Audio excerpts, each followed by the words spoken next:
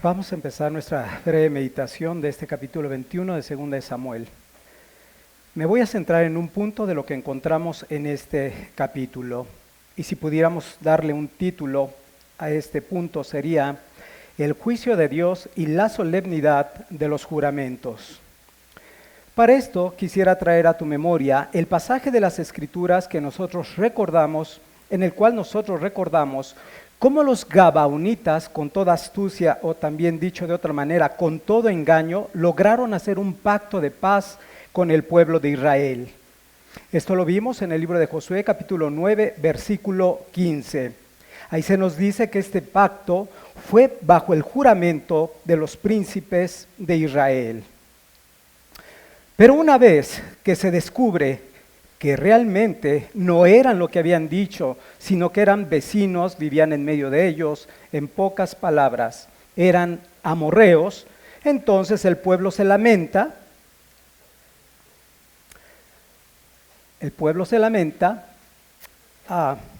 y sin embargo, a causa del pacto que habían hecho con los Gabaonitas, no hicieron nada en contra de ellos. Así lo declara el capítulo 9, versículo 18 de Josué, que dice: y no los mataron los hijos de Israel, por cuanto los príncipes de la congregación les habían jurado por Jehová, el Dios de Israel. Continúa diciendo, y toda la congregación murmuraba contra los príncipes. Esto nos permite ver el peso que le dieron toda la congregación de Israel en aquel momento a los juramentos. Pero bueno, podríamos preguntarnos entonces, ¿qué es un juramento?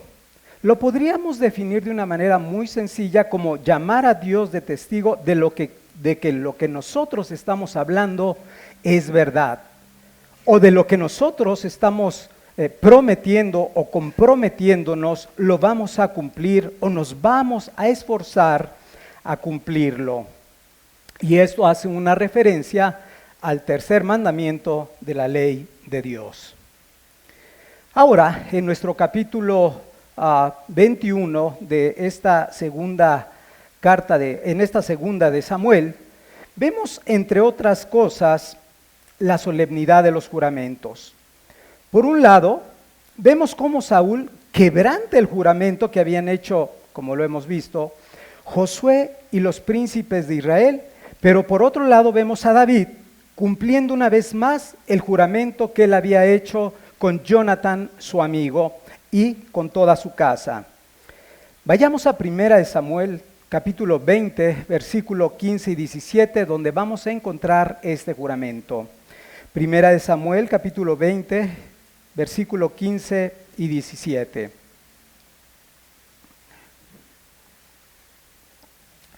Dice: y no apartarás tu misericordia de mi casa para siempre, cuando Jehová haya cortado uno por uno los enemigos de David de la tierra. No dejes que el nombre de Jonatán sea quitado de la casa de David. Versículo 17 dice: y Jonatán hizo jurar a David otra vez porque le amaba, pues le amaba como a sí mismo. Así entonces, estos dos ejemplos nos muestran que los juramentos han y son lícitos para el pueblo de Dios, hoy en día para los cristianos. También nos muestra que los juramentos deben hacerse en asuntos que sean verdaderamente relevantes, en asuntos que sean de importancia, y un juramento siempre debe de ser, de acuerdo a Hebreos 6, por alguien mayor, esto es, Dios. Y debemos a toda costa, dicho de paso, evitar tomar el nombre de Dios en vano y jurar por cualquier cosa, o jurar a la ligera. Pero por otro lado podemos ver las serias consecuencias que observamos aquí de quebrantarlo. Saúl, en un celo sin ciencia, decide exterminar, según él, a los enemigos de Israel. Pues dice el texto del versículo 2, que los Gabaonitas no eran de Israel, sino eran amorreos. Sin embargo, para hacerlo, tuvo que quebrantar el pacto que Israel había hecho con los Gabaonitas 400 años atrás. Las consecuencias fueron graves, como lo vemos. 3 años de hambruna hubo en medio del pueblo de Israel. Consideremos la importancia que tienen nuestras palabras, lo que hablamos, lo que prometemos, y recordemos que siempre que lo hagamos, lo estamos haciendo en la presencia de Dios. Es bueno, es puntual decir que debemos de considerar las palabras de Salomón cuando dice en el libro de Eclesiastés capítulo 5, versículo 4 y 5, cito: cuando a Dios haces promesa, no tardes en cumplirla, porque Él no se complace en los insensatos. Cumple lo que prometes. Mejor es que no prometas y no que prometas y no cumplas. Esto en alusión a la gravedad de quebrantar cualquier juramento. A pesar de haber pasado ya tanto tiempo, vemos cómo Dios finalmente saca a la luz el pecado que Saúl había cometido en contra de los gabaonitas. Quizá eso también nos recuerde un poco a aquel Acán, cuando pensó que nadie lo veía, pero hubo uno que lo exhibió, hubo uno que mostró el pecado que había cometido, y ese fue Dios. Esto nos debe de llevar también a considerar nuestros propios caminos delante del Señor. Si nosotros, como lo vemos ahora, hemos pecado contra alguien, hemos pecado quizás en el hogar contra nuestra esposa, nuestro esposo, si hemos exasperado a nuestros hijos, lo cual no deberíamos hacer, o los hijos no han honrado a sus padres como deben, debes de arrepentirte. O si en el trabajo no has sido lo suficientemente manso con tu jefe, o bien si eres jefe y has sido muy áspero con tus empleados, también debes de considerarlo. O qué decir en medio de su iglesia. Si has tenido conflicto con algún hermano y decides tenerlo ahí hasta que pase el tiempo, podemos ver a través de este pasaje que Dios saca a su tiempo todas las cosas. Así que debemos confesarlo, debemos arrepentirnos, y recordemos el proverbio que dice: el avisado ve el mal y se esconde, pero el necio pasa y recibe el daño. Si hoy hemos aprendido un poquito con respecto a esto, pues no seamos insensatos y esperemos en algún momento recibir el daño. Ahora bien, el apóstol Pablo les dice con respecto a esto a los Gálatas en el capítulo 6, versículo 7, no os engañéis, Dios no puede ser burlado, pues todo lo que el hombre sembrare, eso también segará. Por lo tanto, podemos decir que no va a haber una sola obra mala que no sea juzgada y por lo tanto reciba su justa retribución, sea en este siglo presente, sea en nuestros días, como pasó en ese tiempo, o sea en el día postrero, cuando todas las cosas salgan a la luz. Ahora bien, una hambruna de 3 años. 3 años, debe haber sido algo que pareciera interminable. Bueno, pues esto llevó a David a meditar y a decidir ir a consultar a Jehová o al Señor y preguntarle: ¿por qué nos está aconteciendo tal cosa? Va y le pregunta. La respuesta divina fue: esto es por causa de Saúl. Con esto en mente, David corre para hablar con los gabaonitas y diligentemente les pregunta: ¿qué haremos para satisfacer? ¿Qué haremos para compensar lo que ha hecho Saúl en contra de su pueblo? Ellos respondieron: danos 7 varones de los hijos de Saúl para que los ahorquemos en presencia de Jehová. ¿Por qué? Porque el juicio de Dios, como lo hemos visto, como lo hemos leído, estaba sobre los hijos de Israel, les mandó una hambruna, y la única manera en que Dios iba a quitar su juicio era que su justicia fuera completamente satisfecha. Y vemos que entonces, después de la muerte de los 7 hijos de Saúl, Dios tuvo misericordia nuevamente de su pueblo y volvió a enviar la bendición de la lluvia a la tierra, como lo podemos ver en el versículo 14. Dice, y Dios, al final del versículo 14, y Dios fue propicio a la tierra después de esto.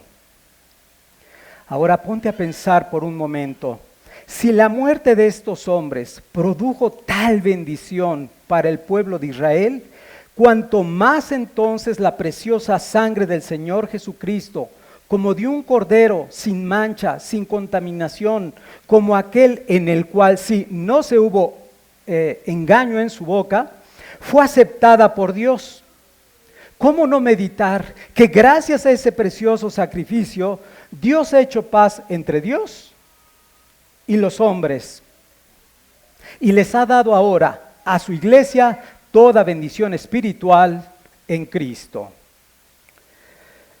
Pero no solamente encontramos juicio en este capítulo, sino también la consolación para el pueblo de Dios. Porque como lo hemos dicho, Mefiboset fue perdonado una vez más por la promesa que David había hecho con Jonathan, su amigo. Ahora acompáñame por favor a 2 de Timoteo, capítulo 21, en el versículo 7. Segunda de Samuel, capítulo 21, versículo 7. Retomando esa promesa, dice: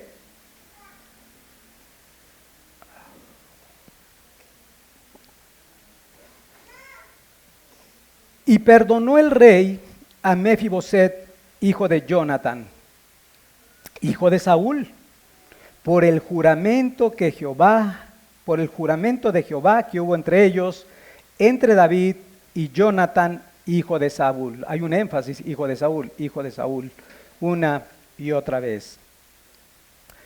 David perdonó